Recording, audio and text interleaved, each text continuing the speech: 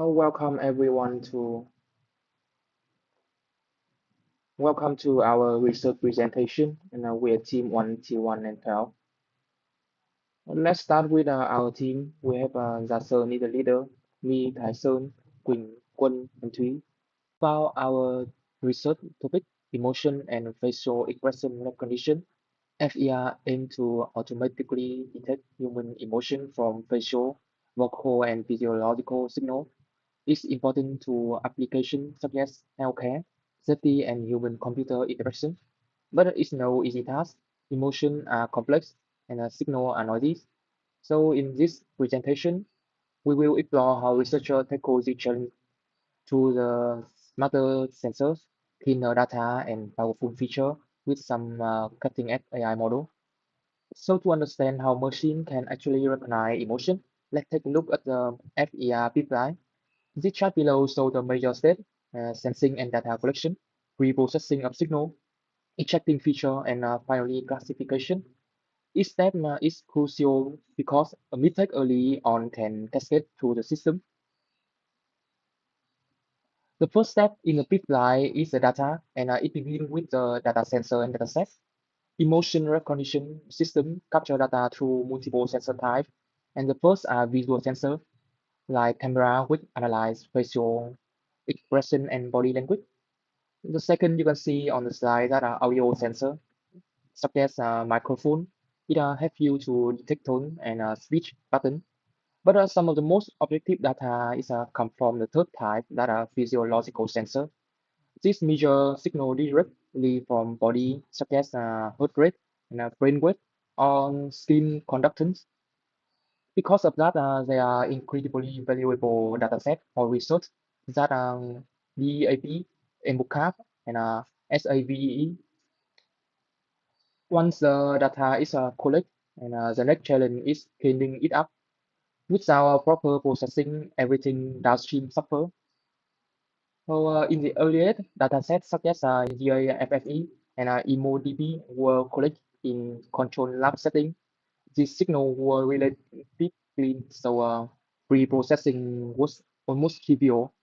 But as a few move forward, such as SED and RAV TV, everything changed, and real-world signals are messy. To handle this, researcher began using more advanced methods like wavelet decomposition and independent component analysis. After processing, the question becomes how do we represent with the signals? So the feature extraction come in, and we can start with visual feature. In the past, visual feature were handgraph, and researchers rely on technical like Gabor filter or histogram of oriented gradient. They work very well in small, but they were brittle if part of the face were covered. If the light train accuracy dropped sharply. Today, the landscape look very different, and deep learning method dominate. For example, that graph neural work and compact feature network are now the standard. And they improve the accuracy by 10 to 20% on dataset like GraphDB and MME. But emotions are not just written on the face, they are also carried in the voice. So let's move on to the speech feature extraction. You can see on the slide that in the past, speech processing is a simple handcraft approach such as MFCC and LPC. The method were cheap and work well for real-time system, but it still have some problem. So to solve this limited nowadays system is deep embedding, and by applying CNN or INN directly to a spectrogram, researcher extract far richer representation. And the approach are much more robust against background noise.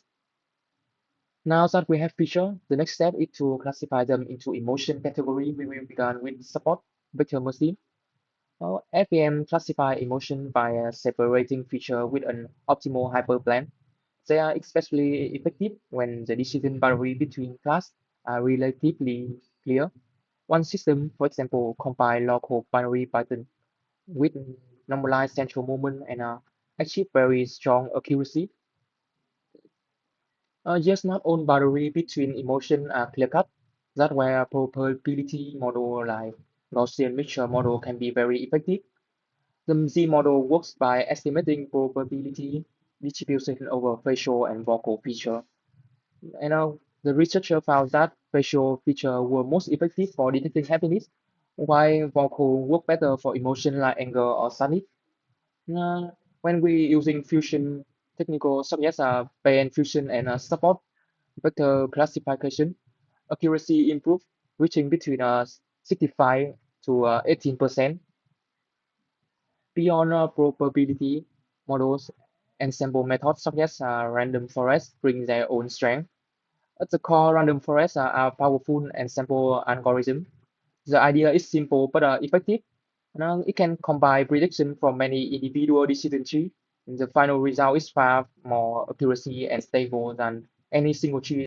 But emotions don't stay still, they unfold over time. To capture the dynamic, researchers have turned to models like hidden Markov models. HMM are particularly suited for video-based FER, capturing temporal dynamic of facial muscle movement. A multi-level HMM framework improves even traditional HMM by modeling transition to naturality, and it achieves nearly 83% accuracy in personal dependent tests. As dataset grow larger and more complex, traditional methods give way to deep learning, and let's begin with convolutional neural network (CNN). CNN are a flexible and powerful tool for emotion recognition due to their ability to perform automatic feature learning directly from raw input data. While they are famously strong with analyzing image and video, CNN are also highly versatile. They have been successful applied on physiological signals such as EEGs, ECG, and EMGs. Uh, this flexibility brings two major advantages. The first that CNN consistently achieve high accuracy with architecture like VGG and ResNet leading. And the second, they function as an end-to-end model, optimizing the entire pipeline from raw into own way to CNN excel at a spatial feature, but when it comes to time-varying signal, we need model like LSTM. Um, there are a special type of recurrent neural network that can remember long-term information through their input and output gate. This makes them particularly effective for sequential signals such as EEG, ECG, speech, or even radar. And finally, another deep learning approach, deep belief network, offer a way to uncover hidden structure in complex multimodal data. And a DBAN is built from multiple layers of restrict Boltzmann machine (RBM). It learns in two phases. The first are unsupervised pre-training and then supervised fine-tune. This structure allows DPN to learn very high-level, abstract features directly from raw data. For example, DPN have achieved robust results on EEG and speed dataset and even on radar-based emotion recognition. In conclusion, traditional machine learning method remaining valuable, especially for small and controlled data where we can still deliver strong results. But in a larger multimodal setting, deep learning has taken the lead, and its ability to automatically learn complex and subtle emotion representation make it the dominant approach. Facial expression recognition and emotion recognition more broadly has become a critical enabler for human-centered AI application. From healthcare to smart assistant, it allows technical to interact with us in more natural and empathetic way.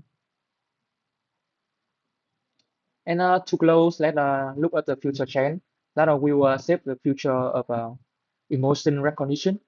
The user-centered design system must be non-invasive and user-friendly, and people should feel comfortable when they're using them. And second is privacy and ethics.